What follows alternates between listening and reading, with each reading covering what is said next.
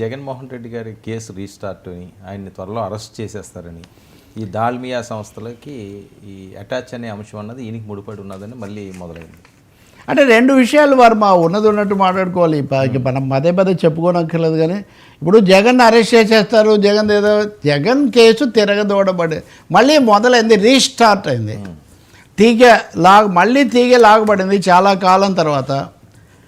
ఇప్పటికీ 2-3 సార్లు ప్రజాప్రతినిధుల కేసులు వేగంగా చేస్తారు, అది ఇది ఇట్లా అనుకున్నప్పుడు ఇదిగో జగన్ జైలు పోతాడు, అది పోతాడు. అసలు ఆయన ముఖ్యమంత్రిగా ఉండగానే పదవి పోతుంది కాబట్టి తన స్థానంలో భారతి గారా, షర్మిల గారా, విజయమ్మ గారా ఎవరు ముఖ్యమంత్రి అవుతారన్న విషయంలోనే వాళ్ళ కుటుంబంలో సమస్యలు వచ్చాయి. ఇవన్నీ కూడా మనం విన్నాం. ఏం జరగలేదు. ఆయన 5 ఏళ్ల కాలం అయిపోయి ఓడిపోయి ఇప్పుడు ప్రతిపక్షంలో ఉన్నారు, స్థానం హోదా లేకుండా. ఇక్కడ సమస్య అంటే దాల్మియా సిమెంట్స్ అన్నది ఇది చాలా ముఖ్యమైనది జాతీయ స్థాయిలో కూడా. ఇదిగోండి 8 వీళ్ళ ఆస్తులు 790 కోట్ల రూపాయల విలువైన ఆస్తులు ఎన్ఫోర్స్మెంట్ డైరెక్టరేట్ జప్తు చేసింది. అంటే 790 కోట్లని వీళ్ళు చెప్తున్నారు.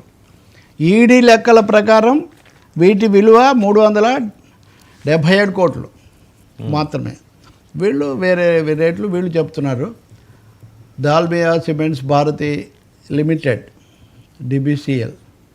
ఇక్కడ సమస్య ఏమంటే రాజశేఖర రెడ్డి గారు ఇదే quid pro quo case.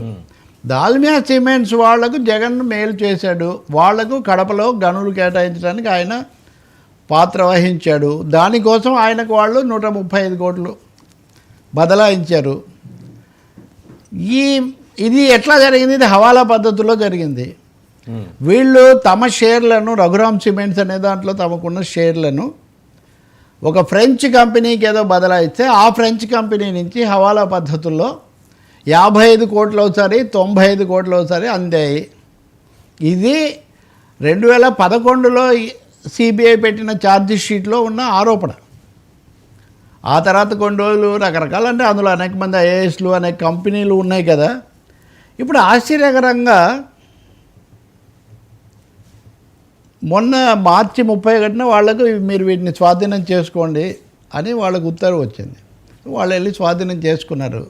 But provisionally, తాత్కాలికంగా మాత్రమే స్వాధీనం చేసుకున్నారు. అది కూడా గుర్తించాలి.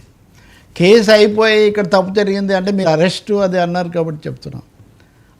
అది జరగలేదు.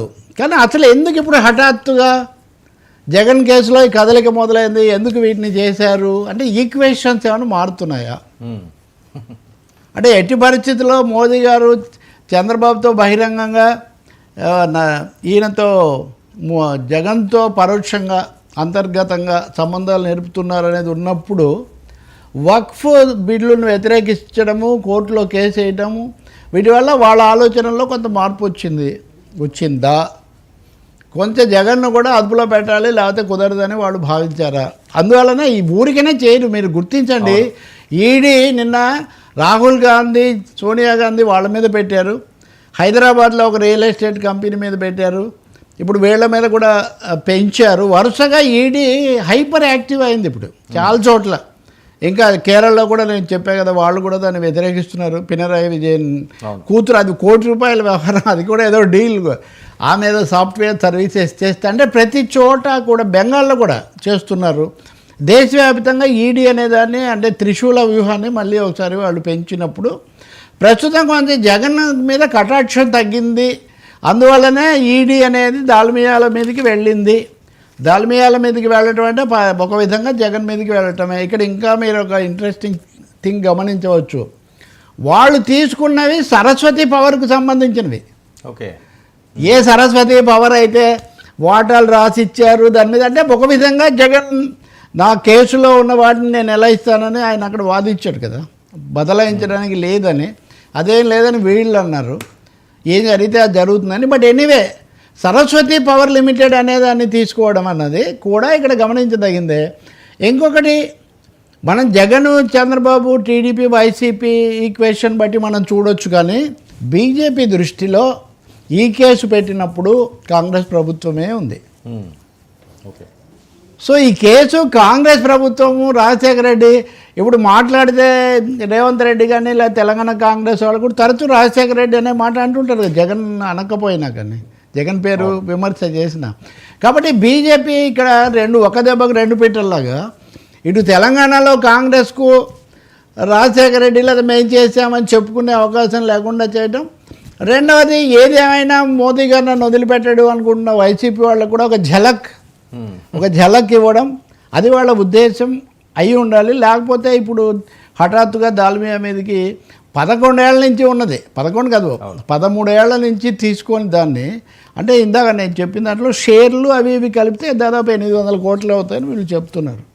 కాబట్టి ఇది చాలా politically, legally and family wise కూడా వెరీ వెరీ ఇంట్రెస్టింగ్ టర్న్ ఇది.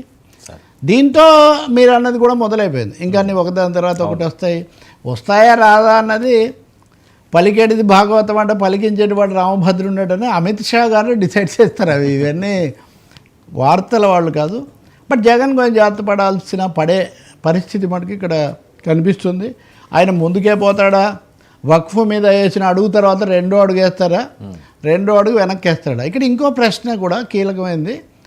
వైసీపీ ఎంపీలు బీజేపీలో చేరడానికి టచ్లో ఉన్నారు, అది కూడా ఒకటి ఉంది. ఆ టచ్లో ఉన్న వాళ్ళని కొంచెం ఆపడానికి ఈయన ప్రయత్నం చేస్తున్నారు.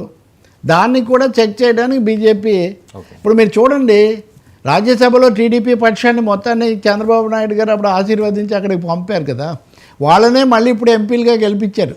సీఎం రమేష్నైనా సుజనా చౌదరినైనా వాళ్ళ పార్టీ తరఫునే ఈయన మద్దతుతో. కాబట్టి జగన్ ఏం చేస్తారు, విజయసాయిరెడ్డి సీట్లు కూడా రేపు 22 ఎప్పుడో ఎన్నిక జరుగుతుంది, ఎవరు వస్తారు? ఇప్పుడు చాలా ప్రశ్నలు ఉన్నాయి వర్మ.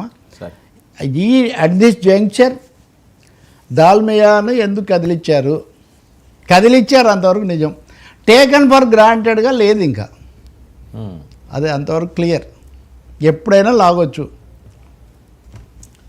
సరే, విజయసాయి